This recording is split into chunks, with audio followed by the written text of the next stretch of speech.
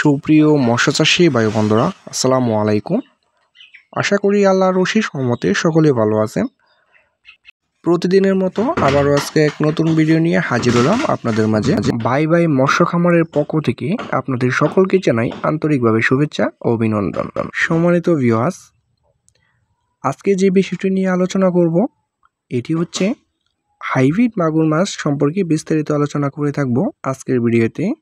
যেমন হাইব্রিড মাগুর মাছ কতদিনে বাজারজাত করতে পারবেন, হাইব্রিড মাগুর মাছের প্রধান খাদ্য কী, এবং হাইব্রিড মাগুর মাছটি কেমন পুকুরে চাষ করবেন, এবং এটি রোগবেলায় কেমন, এবং এটি প্রতি শতকে কত পিস করে কালচার করবেন। সম্মানিত ভিউয়ার্স, আরও বিস্তারিত আলোচনা করে থাকবো আজকের ভিডিওটি। পুরো ভিডিওটি লক্ষ্য করে দেখতে থাকেন।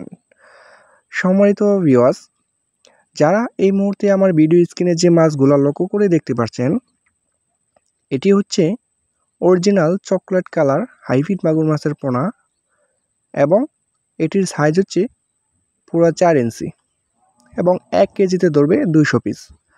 ভিউয়ার্স, যারা এরকম ধরনের বড় সাইজের হাইব্রিড মাগুর মাছের পোনা সংগ্রহ করতে চাচ্ছেন, তারা অবশ্যই আমাদের স্ক্রিনে দেওয়া নাম্বারে সরাসরি আমাদের সাথে যোগাযোগ করতে পারেন। ভিউয়ার্স, এই বড় সাইজের হাইব্রিড জাতের মাগুর মাছটি আপনার যে কোনো ময়লা আবর্জনা এবং পরিত্যক্ত পুকুরে কিন্তু চাষ করে খুব অল্প দিনেই সফল হতে পারবেন। যেমন এটি আপনার মাত্র 3 মাসেই কিন্তু বাজারে বিক্রি করতে পারবেন, এবং এককটার ওজন আনতে পারবেন 1 কেজিরও বেশি। এই মাছটির রোগবেলায় খুবই কম, এবং যে কোনো ময়লা আবর্জনা পুকুরে কিন্তু এটি চাষ করে সফল করতে পারবেন। ভিউয়ার্স, অন্য মাছের তুলনায় এই হাইব্রিড জাতের মাগুর মাছটি খুবই লাভজনক, এবং এটি খুবই অল্প দিনেই বাজারজাত করতে পারবেন। এই লাভজনক হাইব্রিড মাগুর মাছটির বাজারজাত বর্তমানে খুবই ভালো, এবং বাজারে খুব দাম রয়েছে। এই মাছটির প্রধান খাদ্য কী? তো এই মাছটিকে আপনি খাওয়াতে পারবেন সরাসরি মরা মুরগি লিটার এবং মুরগির নাড়ি বুড়ি, এবং যাদের গরু খামার রয়েছে তারা কিন্তু খুব সহজেই গরুর কাঁচা গোবরটি দিয়ে কিন্তু এই মাছটি খুব সহজেই চাষ করতে পারবেন।